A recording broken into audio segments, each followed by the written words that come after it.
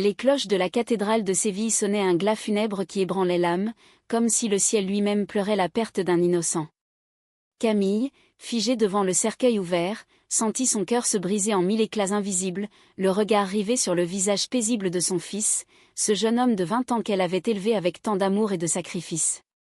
Soudain, un murmure traversa l'assemblée, et son ex-mari, cet homme qu'elle avait cru disparu à jamais, se leva d'un bond, sa voix tonnant comme un orage. « Il n'est pas mort en héros, Camille.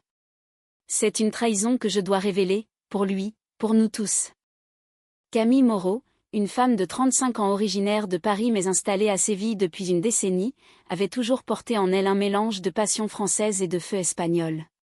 Ses cheveux châtains cascadaient en boucles rebelles sur ses épaules, et ses yeux verts trahissaient une profondeur émotionnelle qui captivait quiconque osait la regarder. Elle avait fui la capitale française après un mariage raté avec Antoine, un homme ambitieux qui l'avait étouffée sous ses attentes patriarcales. À Séville, elle avait trouvé refuge dans les ruelles étroites de Triana, où le flamenco résonnait comme un cri de liberté. C'est là qu'elle avait rencontré Clara Ruiz, une artiste peintre de 32 ans, aux cheveux noirs coupés courts et aux yeux marrons qui scintillaient comme les lumières du Guadalquivir au crépuscule. Clara était l'antithèse de tout ce que Camille avait connu. Née à Madrid mais adoptée par la vibrante Séville, elle peignait des toiles abstraites imprégnées de la sensualité andalouse, des explosions de couleurs qui racontaient des histoires d'amour interdites et de révoltes intimes. Leur rencontre s'était produite lors d'une exposition nocturne, sous les arches illuminées de la Plaza de España. Camille, venue seule pour oublier les ombres de son passé, avait été attirée par un tableau représentant deux silhouettes enlacées dans une danse éternelle. « C'est vous, n'est-ce pas ?» avait murmuré Clara en s'approchant, son sourire envoûtant. Dès cet instant, une étincelle avait jailli, un feu qui consumait les barrières sociales et les peurs enfouies. Leur relation avait fleuri en secret, au rythme des siestes sous les orangers et des promenades le long du fleuve.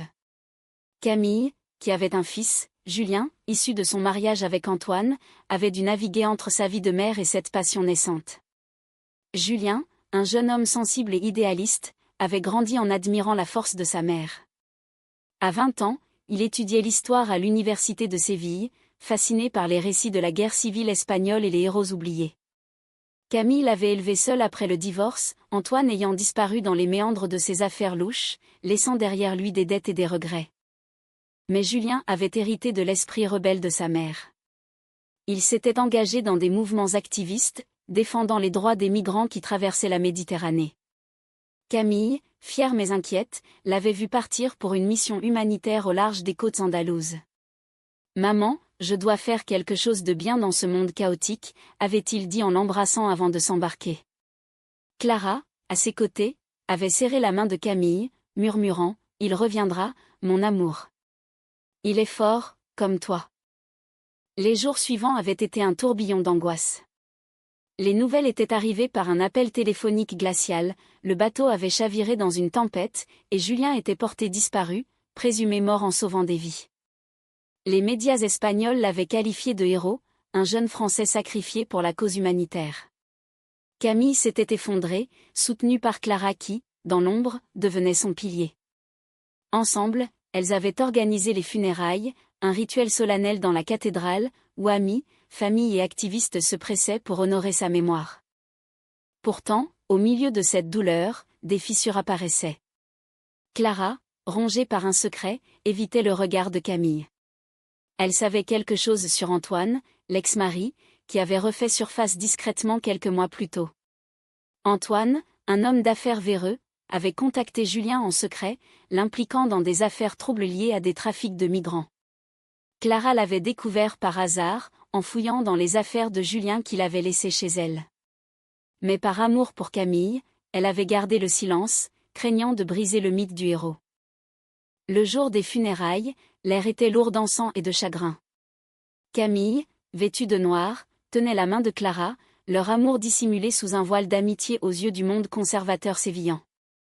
Les discours s'enchaînaient, louant le courage de Julien. Puis, comme un coup de tonnerre, Antoine se leva. Grand, les cheveux grisonnants, le visage marqué par les ans, il fixa Camille avec une intensité qui la fit frissonner. « Julien n'est pas mort en héros », déclara-t-il d'une voix tremblante. « Il a été victime d'une trahison que j'ai orchestrée sans le savoir. Je dois avouer tout, ici, devant Dieu et les hommes. L'assemblée retint son souffle. Camille lâcha la main de Clara, son monde s'effondrant une seconde fois. Clara, pâle, sentit son cœur se serrer, le secret qu'elle portait allait éclater, menaçant leur amour fragile. Antoine poursuivit, révélant comment il avait manipulé Julien pour des intérêts financiers, pensant le protéger, mais le jetant en réalité dans les griffes du danger. J'ai cru pouvoir réparer mes erreurs en le faisant passer pour un héros, mais la vérité doit sortir. Julien est mort à cause de moi. Camille, les larmes coulant sur ses joues, se tourna vers Clara. Tu savais, murmura-t-elle, la voix brisée. Clara baissa les yeux, coupable.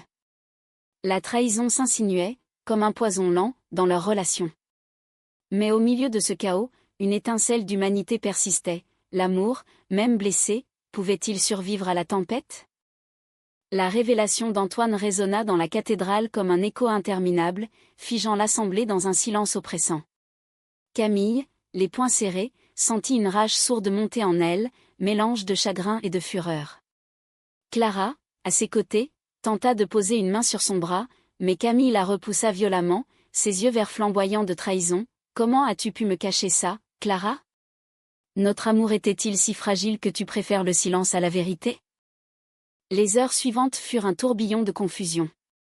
La police, alertée par les aveux publics d'Antoine, l'arrêta sur le champ pour enquête sur des trafics illégaux. Camille, escortée par des amis, quitta la cathédrale en titubant, Clara la suivant comme une ombre repentante. Elles rentrèrent dans leur appartement de Triana, un havre de paix autrefois rempli de rires et de caresses, maintenant imprégné d'une tension palpable. Camille s'enferma dans la chambre, laissant Clara errer dans le salon, entourée des toiles inachevées qui témoignaient de leur passion. Clara, assise sur le sol, se remémora leur histoire. Tout avait commencé par des regards volés, des conversations tardives sur la terrasse surplombant le fleuve. Camille, avec sa grâce parisienne, avait apporté une élégance raffinée à la vie bohème de Clara. Elle s'était aimée en secret, craignant le jugement d'une société espagnole encore marquée par des traditions conservatrices. Julien avait été le premier à découvrir leur relation, un soir où il était rentré plus tôt que prévu. Au lieu de rejeter, il avait souri, « Maman, si elle te rend heureuse, alors c'est tout ce qui compte. » Ce soutien avait scellé leur lien familial atypique. Mais maintenant, ce lien était brisé. Clara frappa à la porte de la chambre. « Camille, laisse-moi t'expliquer. J'ai gardé le silence pour te protéger. Antoine m'avait menacé, disant que si je parlais, il détruirait ta réputation. » La porte s'entr'ouvrit, révélant le visage ravagé de Camille. « Protégé? Tu m'as trahi, Clara. Julien est mort à cause de secrets comme le tien. » Les jours suivants furent marqués par un conflit intérieur déchirant. Camille oscillait entre la colère et le désespoir, passant des nuits blanches à relire les lettres de Julien, des missives pleines d'idéalisme qui laissaient entrevoir ses doutes sur son père. Clara, quant à elle, se réfugiait dans son atelier, peignant des toiles sombres où des figures féminines s'entremêlaient dans une danse de douleur et de rédemption. Leur amour, autrefois si pur, était maintenant entaché de doutes. Était-ce une passion vraie, ou une illusion fragile? Un soir, sous une pluie battante qui transformait les rues de Séville en rivières tumultueuses, Camille confronta Clara.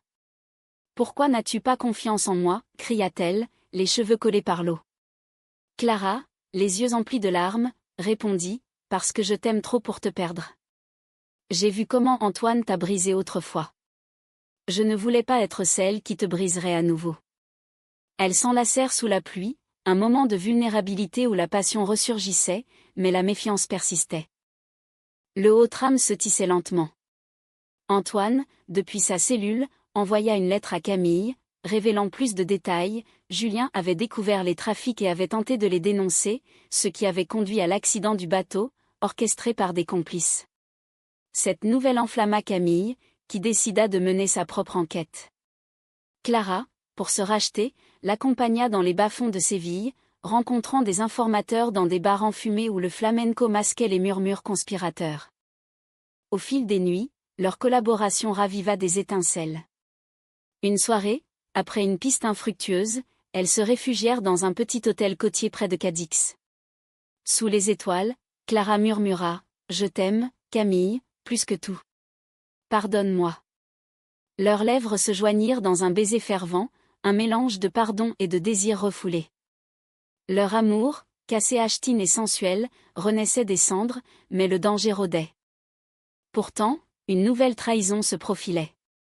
Clara, en fouillant plus profond, découvrit que l'un de ses propres amis artistes était impliqué dans les trafics. Déchirée, elle hésita à le révéler à Camille, craignant de la plonger plus loin dans l'abîme. Le conflit culminait, l'amour contre la loyauté, la vérité contre la protection.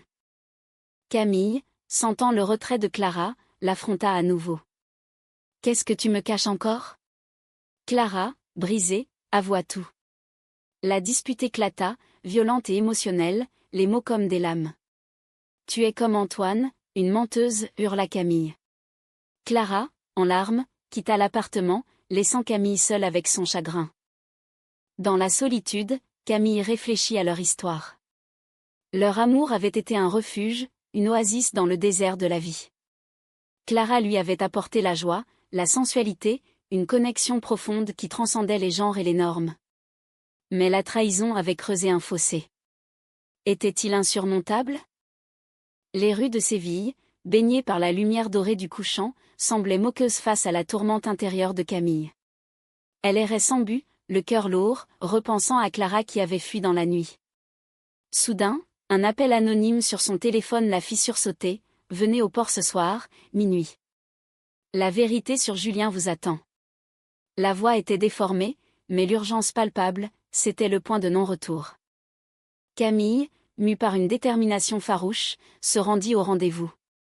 Le port de Séville, avec ses cargos endormis et l'odeur saline du Guadalquivir, était un labyrinthe d'ombre. Elle avança prudemment, son manteau noir se fondant dans la nuit. Une silhouette émergea, c'était l'ami de Clara, Pablo, l'artiste impliqué. Julien savait trop, murmura-t-il, les yeux fuyants. Antoine n'était pas seul, j'ai aidé à couvrir l'accident. Avant que Camille ne puisse réagir, des pas résonnèrent. Clara apparut, essoufflée, ayant suivi Camille en secret. Pablo, arrête, cria-t-elle. Une confrontation s'ensuivit, révélant la profondeur de la conspiration. Pablo, sous pression, avoua que Clara l'avait couvert par amitié ancienne, mais qu'elle avait changé d'avis pour l'amour de Camille. Elle m'a forcé à me rendre, dit-il avant de s'enfuir. Camille, stupéfaite, se tourna vers Clara. « Tu es venue pour moi ?» Clara hocha la tête, les larmes aux yeux. « Je ne pouvais pas te laisser affronter ça seule. Même si tu me hais, je t'aime. » Elle s'enlacèrent, mais le danger n'était pas écarté. Des complices d'Antoine, alertés, surgirent, menaçant. Une course-poursuite s'engagea dans les docks, le cœur battant, l'adrénaline fusionnant avec leur peur. Elles échappèrent de justesse, se réfugiant dans un entrepôt abandonné. Là, haletantes, elles se regardèrent. « Nous devons aller à la police avec ça, » dit Camille.